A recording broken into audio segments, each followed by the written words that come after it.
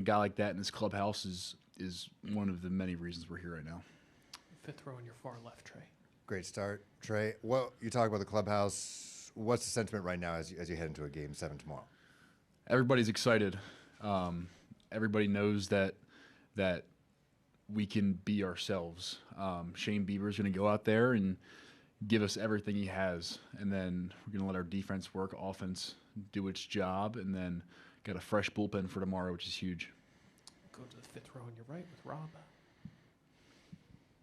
Trey, you spoke about the crowd and how electric it was. How did you deal with that in the first inning when the place was really buzzing like it was? It wasn't really how I had to deal with it. It was how I could use it to my advantage. They had me fired up, had me wanting to go out there and punch out the side, but was able to get off in the first inning perfect, which is a first for this postseason. So being able to do that is massive. Go to the second row on your right, Trey, with Rich. The oldest guy on the team won a game. Now the youngest guy. What does that say about this team and this month? It doesn't matter who it is.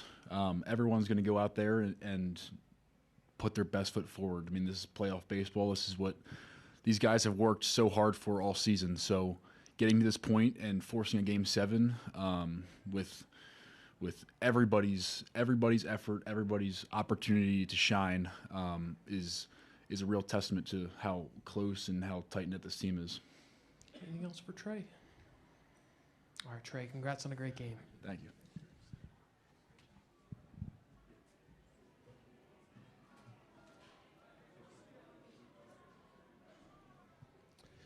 We're expecting John Schneider and Addison Barger. We'll let you know as soon as one is on the way.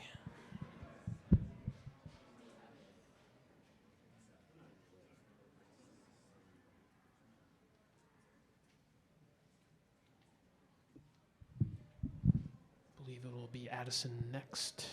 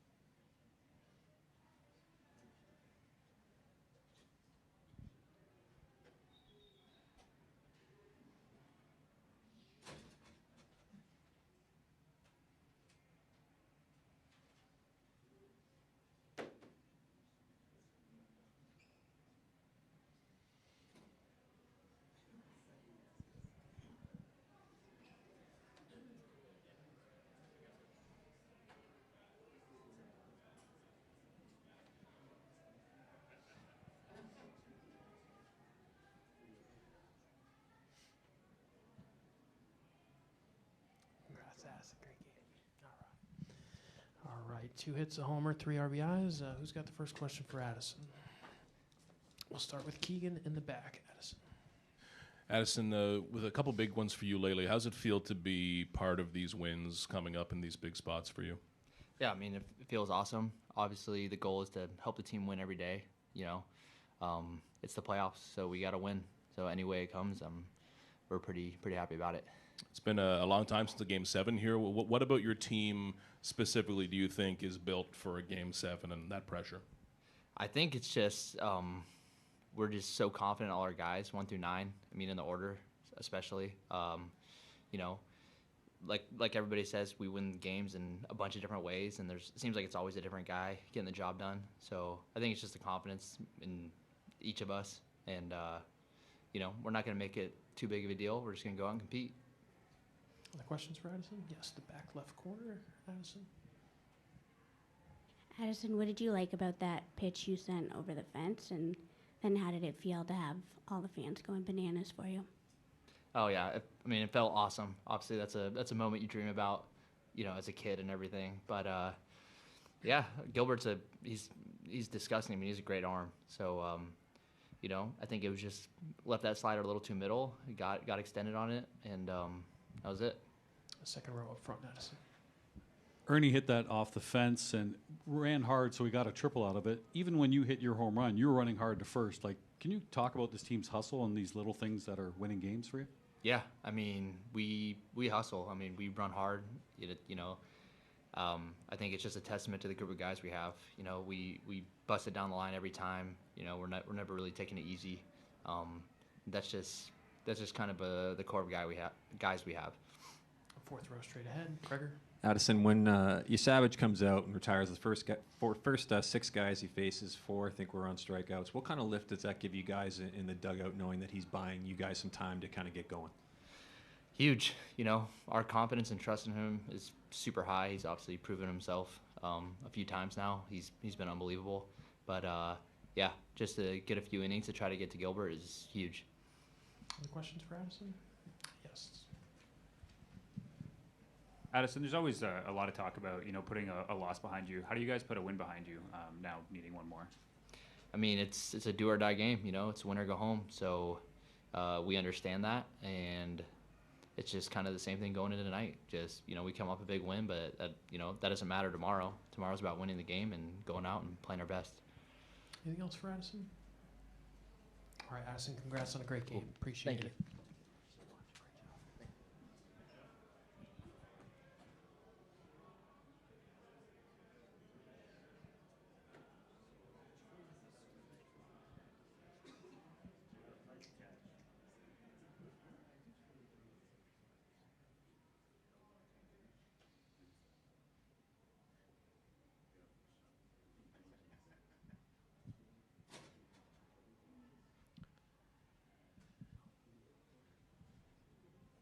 For tomorrow, my best guess is that we will get started in here around 3:45, with the Mariners probably going first. So my guess is 3:45 as a start time for tomorrow.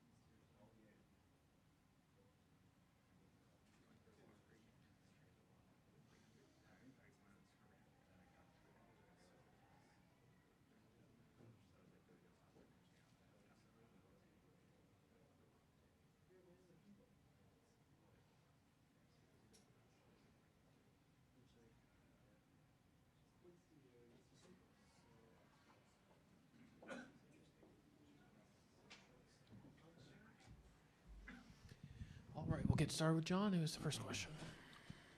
We'll start with Keegan in the back. John, Game 7, it's been a while since one of those happened here, but a game this big. How are you feeling about being a part of this? Got to enjoy it, man. This is what we sign up for.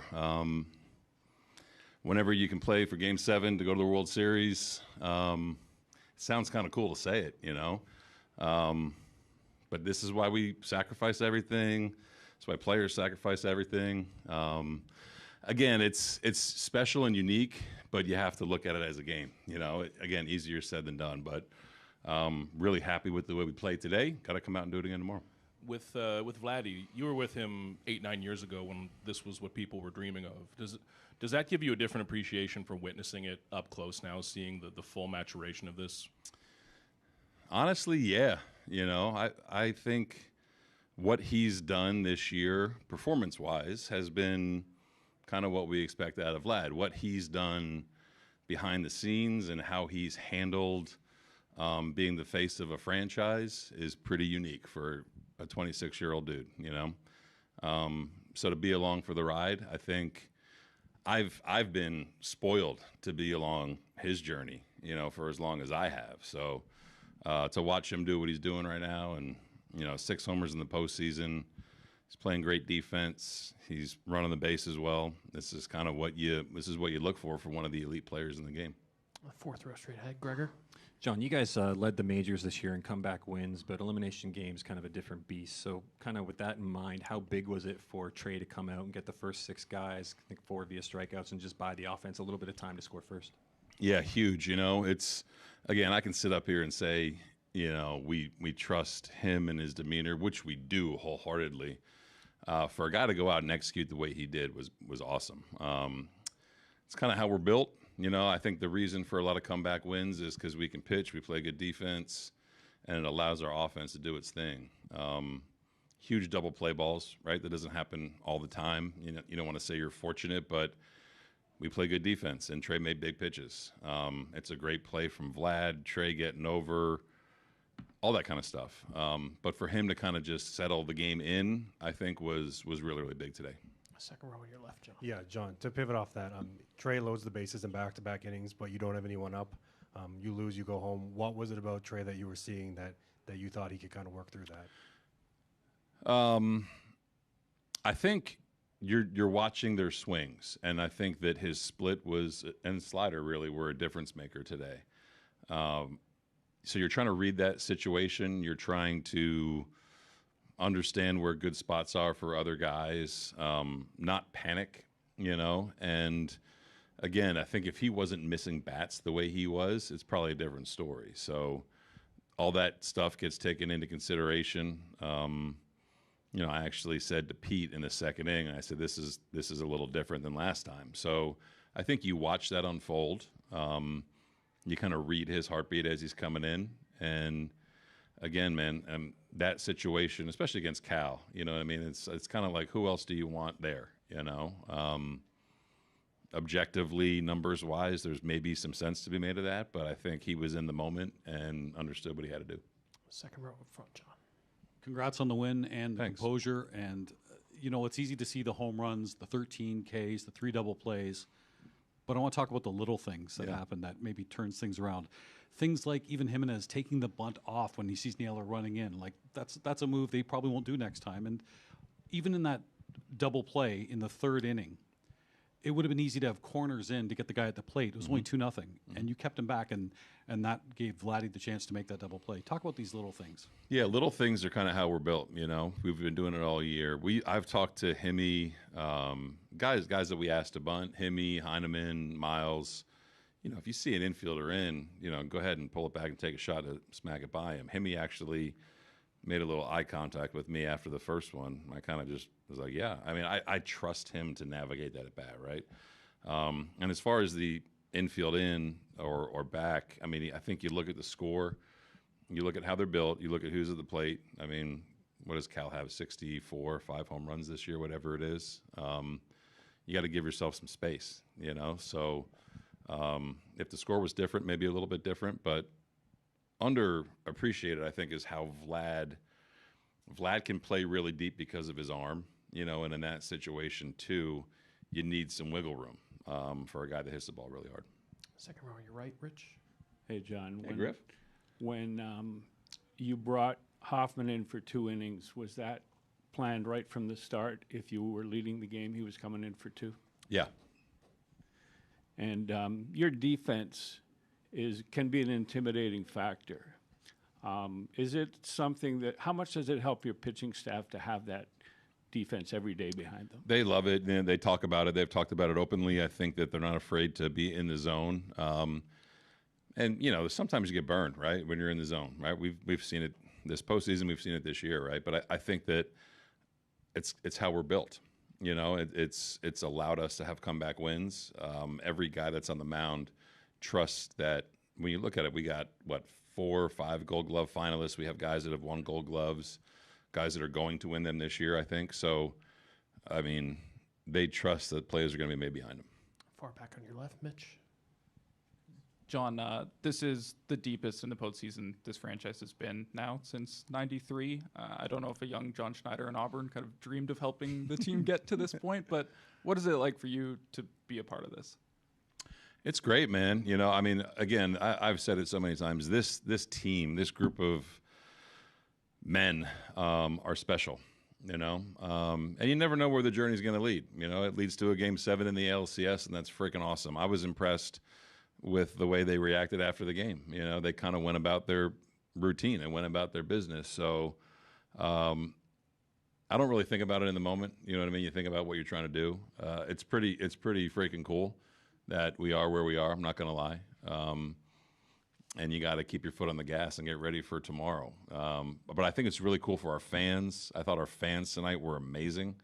I know they are going to be tomorrow, so you kind of take the historical part out of it a little bit and you focus on what you're doing right now. But again, man, when spring training starts and you say, hey, you got 1 game to win to go to the World Series, you take that every single time.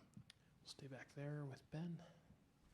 Hey, John, we saw a really tenacious at-bat from George to start the game. Yeah. How was he doing? He's good. He's as good as you can be doing on tomorrow's October 20th at 36 years old, getting hit in the knee and battling everything. I thought his at-bats were good, kind of set the tone a little bit there in the first inning. I think it's kind of cool because that's kind of who we are. His at-bats, he grinded. They were good. He didn't get a hit, you know what I mean? But it kind of just sets the tone for what we're trying to do. So, Georgie, man, he's something else this time of year. We'll move 1 row up. Congrats on the win. You keep Thanks. talking about who you are as a team. How is that going to help approach a historic day like tomorrow? I've thought about that a lot. I think that what's cool about this group is the way we play is kind of the way you play every day in the postseason. You're trying to put the ball in play. You're trying to slug when you need to slug. You want to make big pitches and you want to play good defense. So it's going to be cool tomorrow, and I know these guys are already talking about it's 1 game and you have to play your game. And it's awesome that we have guys like Max and George that have been at the mountaintop of this game and have talked through situations that they've already been in for other guys to, navigate tomorrow or today. So it's cool right now, right? We'll enjoy it for another 30 minutes, but you got to be ready to go tomorrow. And this team is, I've said unbelievably good at it, but it's pretty believable right now when you watch them do it in real time. 1 row behind. John, how much did Berger really kickstart the offense tonight, and just overall your thoughts on his contributions in the postseason? He's been awesome. He changed his hands a little bit Game 2 in Seattle. He moved him up a little bit, which is not easy to do. I think that's a huge swing. You get 2 runs, you have bases loaded and you don't really capitalize. Vladdy crushes 1 to third and Gino makes a great play. That to me was kind of the swing of the game, and it's all of a sudden it's 4-0 instead of 2. But Addy has been exactly what we've needed, for someone to come in. Going back to when Tony got hurt, he kind of stepped in and filled that role of power and production. And he's got a great way about him, to not be afraid to make a mechanical change in Game 4 of the ALCS when it's your first full year in the big leagues speaks volumes to his confidence, the confidence that our hitting coaches have in him, and how talented he is. Do two last ones, Steve. Further to what Griff asked about Hoffman, if he goes 2 tonight, does that make him available tomorrow, or what's your situation with him? Yeah, everyone's available tomorrow. Beebs is obviously starting, so that takes him out of the equation in the bullpen. But every single person that is active on our roster will be available to play tomorrow. Go to the second row on your right. It's on the other side. Hey, John, obviously you just mentioned it. Shane Bieber's getting the start tomorrow. This is the kind of situation he was brought to Toronto for. What are your expectations for him tomorrow? I think, when you get into this situation, historical game for the franchise, right? You want a guy that's kind of been there. You want a guy that has a super high sense of awareness in the moment. It's exactly why we traded for him. I've said it before. It was kind of a quiet, I don't want to say quiet acquisition of the deadline because he was hurt, but this is what we envisioned. You know what I mean? So when you're in a game that really, really matters, obviously, and there's been a ton of those games since we acquired him, but you expect him to be Shane. You expect him to have a slow heartbeat. You expect him to execute and give us a chance to win. We'll finish up with Gabe on your left.